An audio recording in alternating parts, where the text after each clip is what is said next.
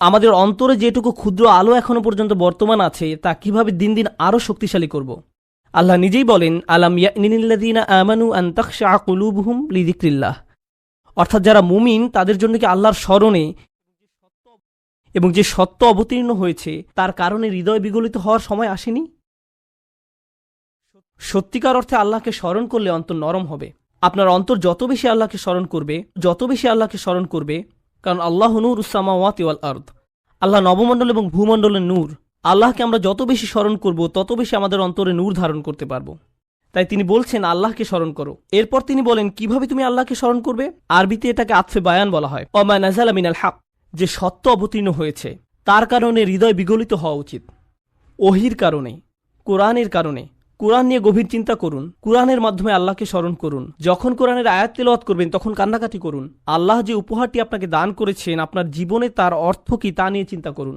কোরআনে শুধু আল্লাহকে জ্যোতি হিসাবে উল্লেখ করা হয়নি, কোরআনকেও জ্যোতি হিসাবে উল্লেখ করা হয়েছে। ফাআমিনু বিল্লাহি ওয়া রাসূলিহি ওয়া নূরিল্লাযী আনজালনা।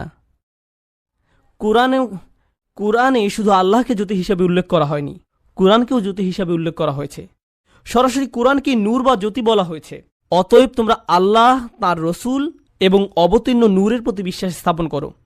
আপনার নিজের ব্যক্তিগত উন্নতির জন্য কোরআনের সাথে যে সময় ব্যয় করেন, যখন আমরা বসে কোরআন পড়ব, গভীরভাবে ভাবব যে আমাদের প্রভু আমাদের কি বলছেন, তাহলে এই অনুশীলন আমাদের হৃদয়কে আলোকিত করে তুলবে। আর আমাদের জীবনে এই আলোর চেয়ে দামি কোনো সম্পদের অস্তিত্ব নেই। আমরা এখন এর মূল্য বুঝতে পারছি না, কিন্তু সেদিন এর মূল্য বোঝা যাবে যেদিন আমাদের চারপাশ গহীন অন্ধকারে নিমজ্জিত থাকবে। আমাদের বক্ষ এবং ডান হাত থেকে নির্গত আলো ছাড়া আর কোনো আলো থাকবে না। ولا يكونوا كالذين أوتوا الكتاب من قبل فطال عليهم الأمد فقست قلوبهم وكثير منهم فاسقون। তারা তাদের মতো যেন না হয় যাদেরকে পূর্বে কিতাব দেয়া হয়েছিল, তাদের উপর সুদীর্ঘ কাল অতিক্রান্ত হয়েছে, তাদের অন্তঃকরণ কঠিন হয়ে গেছে। তাদের নিকট কিতাব ছিল কিন্তু তারা এর কোনো মূল্য দেয়নি। এটা সম্ভব যে কোনো জাতির নিকট আল্লাহর কিতাব থাকতে পারে। আমাদের পূর্বে বিভিন্ন জাতির নিকট কিতাব ছিল, তাওরাত ছিল, ইনজিল ছিল, তাদের নিকট অনেক কিতাব ছিল, তারা সেটা থেকে কোনো উপকার গ্রহণ করেনি। লাম ইয়ান্তাফিউ মিনহা, তারা ওই বইগুলো থেকে কোনো উপকার নেয়নি। ওই কিতাবগুলো দিয়ে তাদের অন্তর আলোকিত করার কোনো চেষ্টা করেনি। হয়তো তারা ভুল উদ্দেশ্যে ওই বইগুলো ব্যবহার করেছিল, হতে পারে আনুষ্ঠানিকতা পালনের উদ্দেশ্য করেছিল, হয়তো তারা মাঝে মধ্যে শুধু তিলাওয়াত করে আনন্দ নিত। আল্লাহর কিতাবকে তারা এমন বিষয়ে পরিণত করেছিল। কোরআনও আজ আমাদের নিকটে এমন হয়ে গেছে। শুধু বিয়ে শাদী অনুষ্ঠানে এটা তেলাওয়াত করি, আমাদের অন্তর বিগলিত করার জন্য আজ আমরা কোরআন অধ্যয়ন করি না। এটা ইতিহাসের এক নির্মম ট্র্যাজেডি যে মানুষ আল্লাহর কিতাব থেকে উপকৃত হয় না, অথচ যা এসেছিল মানুষের অন্তরকে কোমল করে কিয়ামতের দিন আল্লাহর সামনে দণ্ডায়মান হওয়ার জন্য প্রস্তুত করতে। আর তাই এটা এখন আপনার আমার দায়িত্ব। এজন্যই বলা হয়েছে ওয়ালা ইয়াকুনু কাল্লাযীনা উতুল কিতাবা মিন ক্বাবল ফাতালা আলাইহিমুল আমাদ ফাকাসাত কুলুবুহুম। তাদের অন্তঃকরণ কঠিন হয়ে গেছে। যখন তাদের অন্তর কঠিন হয়ে পড়ে তখন সেখানে কোনো আলো ঢুকতে পারে না। কিয়ামতের দিন সে অন্তর আপনার কোনো উপকার করবে না। ওয়া কাসীরুম মিনহুম ফাসিকুন, তাদের অধিকাংশই পাপাচারী। আল্লাহ আযজা ওয়া জাল্লা এই কয়েকটি আয়াতে একজন বিশ্বাসীর জীবনের অন্যতম গুরুত্বপূর্ণ একটি চিত্র তুলে ধরেছেন। আজকে আমি আপনি যে ঈমান ধারণ করি সেটা ধ্রুব নয়। আমাদের অন্তরে যে ঈমানের জ্যোতি দেওয়া হয়েছে সেটা আজীবন থাকবে এমন কোনো গ্যারান্টি নেই। আজকে আমার ঈমান আছে বলেই আমি নিরাপদ, সেটা ভাবার কোনো